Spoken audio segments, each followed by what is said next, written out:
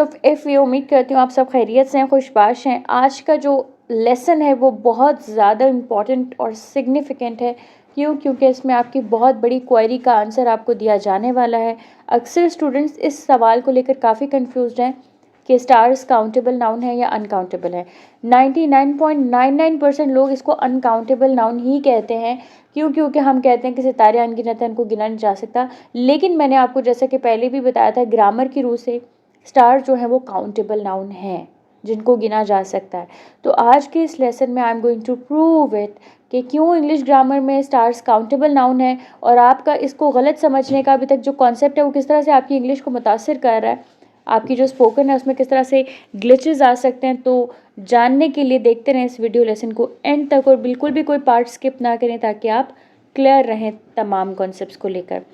सबसे पहले तो ये चीज़ है, ये आपको क्लियर होगी डेफिनेटली कि नाउन जो होते हैं वो किसी भी चीज़ का नाम होता है, किसी शख्स का, किसी चीज़ का, किसी जगह का नाम, उसको हम नाउन कह देते हैं, ठीक है।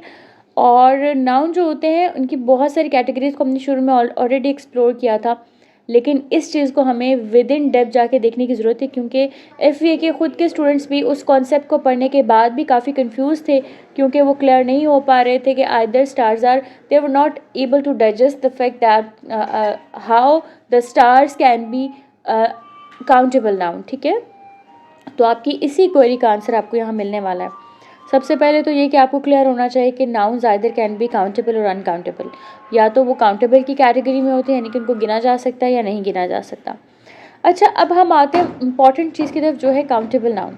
अब काउंटेबल नाउन की जो रियल एक्चुअल डेफिनेशन है वो क्या है? Those nouns that can be counted like 1 egg, 2 eggs, 3 eggs, 4 eggs and so on.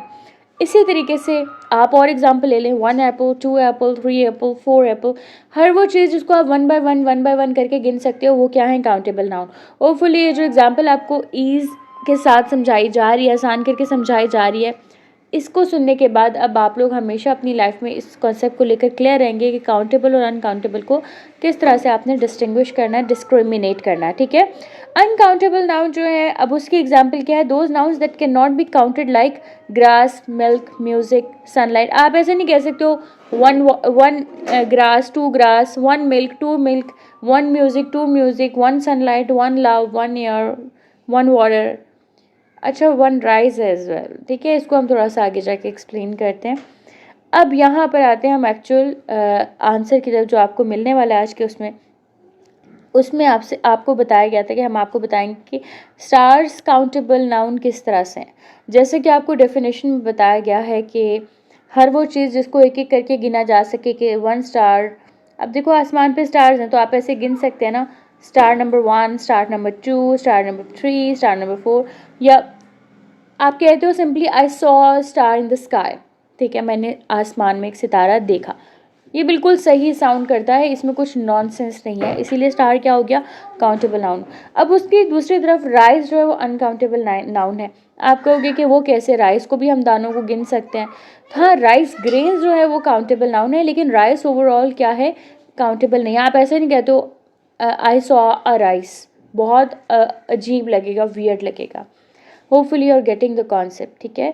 तो काउंटेबल नाउन्स जो होते हैं वो तमाम नाउन्स होते हैं जिनको हम 1 बाय 1 करके गिन सकते हैं, ठीक है, कि नंबर 1, नंबर 2, नंबर 3। अच्छा, अब आप कहेंगे कि इसमें अगर हमें नहीं भी पता, चलें ठीक है, हम गलत भी समझते आ रहे थे, तो इसमें ऐसी क्या प्रॉब्लम थी कि हमें समझाया जा रहा है, स्पेशली एक स्पेशल लेसन, डेडिकेटेड लेसन आप लोगों के लिए ला के आपको बताया जा रहा है कि क्यों आपको समझना ज़रूरी है। अगर हम लेट से चले स्टार्स को अनकाउंटेबल भी मानते हैं तो उससे क्या फ़र्क पड़ता है?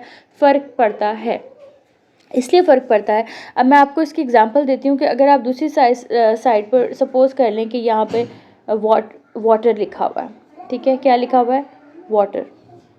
या चलिए राइस को भी आप सपोज़ कर सकते हैं।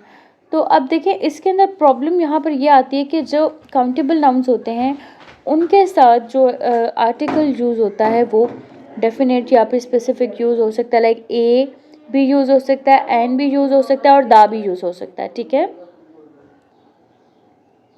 अब देखें, फॉर एग्जांपल हम स्टार्स को स्टार से लगा सकते हैं, आई सॉ अ स्टार, बिल्कुल ठीक लगेगा आपको, इसमें कोई प्रॉब्लम तो नहीं दिख रही ना।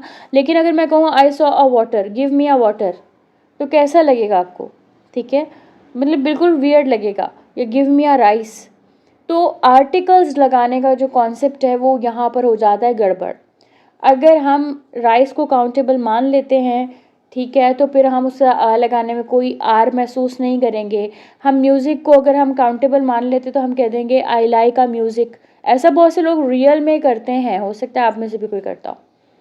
तो इस चीज़ को अवॉइड करने के लिए आपका कॉन्सेप्ट क्लियर किया जा रहा है, ताकि फ्यूचर में आपको ये क्लैरिटी हो कि काउंटेबल नाउन जो है वो स्टार है, उसके साथ आ लगा सकते हैं, ठीक है। There is a star on the sky हम कह सकते हैं, but we can not say there is a water in the glass. There is not a water, there is some water in the glass हम ऐसे कहेंगे, लेकिन there is a water in the glass कहना बिल्कुल गलत हो जाएगा। Hopefully आज का लेसन जो था वो आपको अच्छे से समझ आया, आपको कौन सा आर्टिकल यूज़ होना है, और अब आपसे जो भी टेस्ट लिया जाए कितनी भी डिफ़िकल्टी लेवल के साथ आप उसको क्लियर कर जाएंगे, क्योंकि अब आप बिल्कुल now you are damn sure about the concept and now you can do it very well. I wish you all the best.